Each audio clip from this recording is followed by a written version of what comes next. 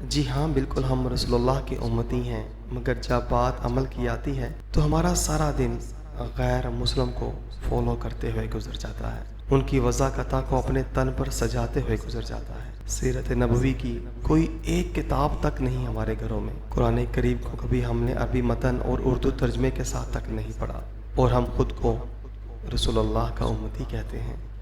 ہمارے پاس وقت ہی نہیں کہ ہم سیرت نبوی کو پڑھیں اور عمل کریں۔ ہمارے بچے اب انگریز بن چکے ہیں، بچیاں ہماری بے حیا اور بے شرمی کی ساری حدیں پار کر چکی ہیں۔ ایمان سے بتائیں، کیا ہمارے بچوں کو جس جگہ آج یہ اپنے کردار و افعال کا عملی مظاہرہ کرتے ہوئے دکھائی دے رہے ہیں، کیا انہیں رسول اللہ صلی اللہ علیہ وآلہ وسلم کی تعلیم نے پہنچایا ہے؟